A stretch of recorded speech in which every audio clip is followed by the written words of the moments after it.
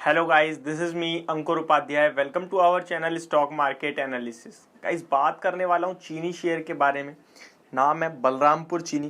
Guys, stock की बात करूँ तो 337 के लेवल्स पे क्लोजिंग देता हुआ दिखा है हमें ये थर्सडे के सेशन में। मार्केट जो खुला था हमारा 1 घंटे के लिए मोर ट्रेडिंग में, वहाँ पे इस स्टॉक में हम सभी ने देखा कहीं ना कहीं 400 रुपए तक के लेवल्स आए थे और वहां से एक शार्प फॉल देखने को मिला जो कि स्टॉक में 300 रुपए तक आया।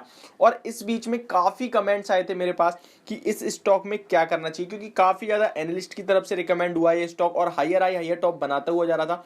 अराउंड 300 रुपए के लेवल से ही निकला था, जहां पे स्टॉक 330 350 तक गया, फिर 330 आया, फिर 360 तक गया, फिर 340 तक आया, फिर ऊपर में मतलब हाई पे हाई काटता जा रहा था। इसी बीच में स्टॉक 400 के लेवल्स पे आता हुआ दिखा और वहां से एक शार्प फॉल। मार्केट में जो 1000 पॉइंट्स की गिरावट है उसमें स्टॉक करीब करीब 100 पॉइंट यानी 30% तक निकल गया। 400 रुपए का शेयर 300 रुपए का मिल रहा था आपको और अभी 337 पे, यानी कि 10% करीब करीब रिकवर भी कर चुका है। तो सवाल ये उठता है, क्या अब हमें यहाँ पे बाय करना चाहिए? क्या इस स्टॉक में अभी भी वैल्यू है बाइंग करने के लिए? साथ ही साथ मैं आपको बता दूं, लास्ट क्वार्टर में जब स्टॉक के रिजल्ट्स आए थे तब कंपनी ने कहीं ना कहीं बायबैक की भी अनाउंसमेंट करी थी। कंपनी ने बायबैक का प्राइस आपको बताऊं मैं, आई थिंक 420 का शायद बायबैक प्राइस था और 415 इसी बीच में था, मुझे कंफर्म याद नहीं है। बट हाँ, इस बीच में बायबैक की अनाउंसमेंट भी हुई थी। रिजल्ट्स उतने अच्छे नहीं थे बट बायबैक के चक्कर में स्टॉक कंटिन्यू रैली देता रहा था अपनी।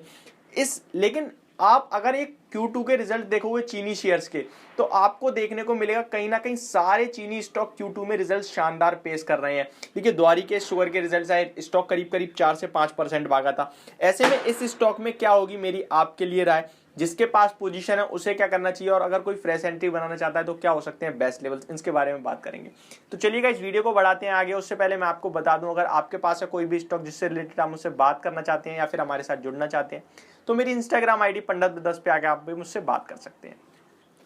गाइस, स्टॉक की बात करूं तो 337 के लेवल्स पे क्लोजिंग होता हुआ दिखा है। वॉल्यूम्स की बात करूं तो 1.4 मिलियन के एवरेज वॉल्यूम है और मार्केट 1 घंटे के लिए ही खुला था, तो उस बीच में 1 लाख वॉल्यूम्स ही ट्रेड हो पाए हैं। तो मार्केट भी 1 ही घंटे खुला था, तो कोई ज़्यादा मैटर नहीं करता स्टॉक में। लेकिन काफ़ी बड़ी गिरावट आई। स्टॉक की बात करूं तो 18 अक्टूबर को स्टॉक का प्राइस 394 के लेवल्स पे था, जो स्टॉक 25 अक्टूबर पे 300 रुपए पे आ गया, यानी कि करीब करीब ऊपर से 30% करीब निकल गया।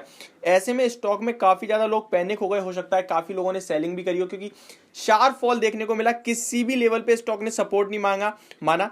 394 से 370, 370 से 356, 356 से स्टॉक 335, एक अप मूव दिया 344 और उसके बाद फिर एक बड़ा फॉल 326 और फिर 300। इस बीच में मेरे पास बहुत सारे लोगों के कमेंट्स आए थे।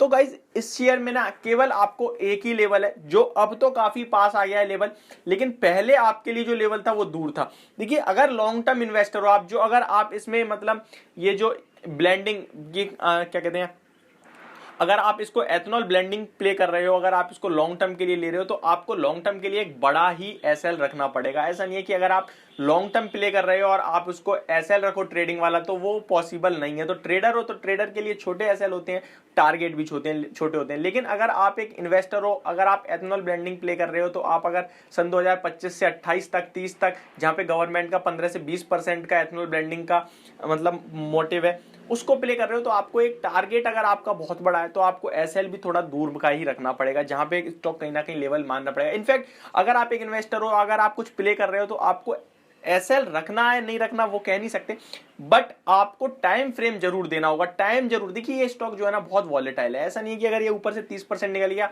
लेकिन आपको देखने को मिल रहा है 12% नीचे से दोबारा बढ़ भी गया। मात्र 10 दिनों में 30% गिरा, 12% बढ़ गया। तो ये स्टॉक ही मतलब बहुत वॉलेटाइल है। तो इसमें आप एक तरीके से अगर इन्वेस्टर हो तो छोटा एसएल बिल्कुल नहीं ले सकते।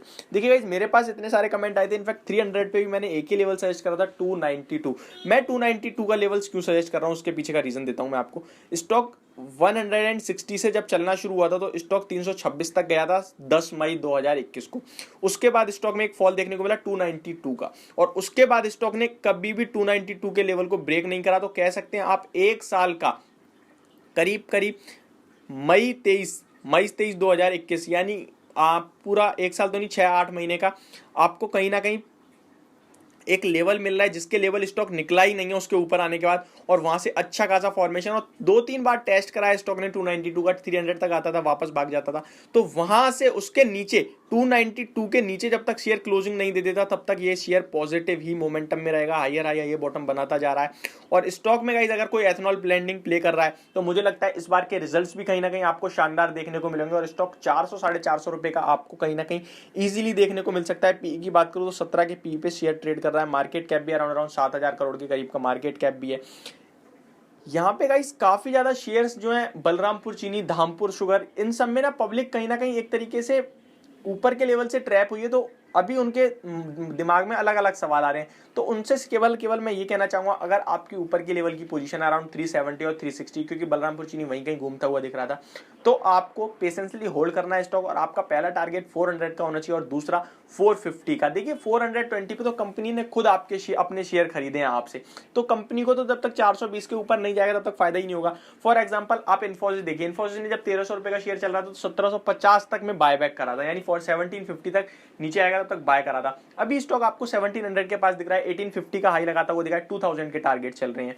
तो कहीं ना कहीं बलरामपुर चीनी भी आपको आगे पीछे होकर 420 रुपए के ऊपर जाता हुआ दिखेगा, जहां पे 450 पे आप सोच सकते हैं बुक करना है, नहीं करना है, होल्ड करना है। स्टॉक बहुत वॉलेटाइल है, तो इसको प्लीज पैनिक ना करें अगर ये 20-25% निकल जाए तो, क्योंकि ये स्टॉक है ही ऐसा। इनफैक्ट ये क्या, चीनी शेयर आप जितने भी हैं, धामपुर शुगर देख लीजिए, बलरामपुर चीनी, अवध शुगर, आंध्रा शुगर, ये सारे एक से ही है, मतलब बहुत वॉलेटाइल है। 20% ऊपर नीचे हो जाए कोई कुछ नहीं कह सकता। तो इनमें अगर आप लॉन्ग टर्म प्ले कर रहे हैं तो आपका एक 292 का क्लोजिंग बेसिस पे ऐसा हो सकता है, क्योंकि अगर वहां से नीचे निकलता है तो स्टॉक आपको शार्प रैली 200 रुपए तक दिखा सकता है, यानी वहां से करीब करीब आपका 40% पैसा बच सकता है, 30-40%। तो वहां पे अगर आप सेव करके दोबारा नीचे बॉटम में बाय करना चाहते हैं तो कर सकते हैं, अदरवाइज मुझे 292 ब्रेक होता हुआ नहीं दिखता है, और वो ब्रेक होता है तो बड़ी गिरावट आ सकती है। तो मेरे हिसाब से किसी के पास पोजीशन है तो बने रहे, कोई फ्रेश एंट्री बनाना चाहता है तो 292 के एसएल से बना के सकता है। शॉर्ट टर्म में भी मुझे लगता है स्टॉक आपको, अगर ट्रेडर है कोई, तो 350 रुपए के लिए प्ले कर सकते हैं आप इसे। मुझे लगता है दोबारा आपको 350-370 के लेवल दिखा देगा जल्दी ही। तो मेरे हिसाब से मेरा व्यू काफी पॉजिटिव है बलरामपुर चीनी पे, और मुझे लगता है स्टॉक आउट परफॉर्म करता हुआ दिखेगा। 450 से 500 रुपए के टारगेट्स के लिए आप इसे होल्ड कर सकते हैं लॉन्ग टर्म में। तो ये मेरी वीडियो बलरामपुर चीनी शेयर पे, आप सभी को समझ और पसंद दोनों आई होगी। तो thank you so much for watching this video, have a good day.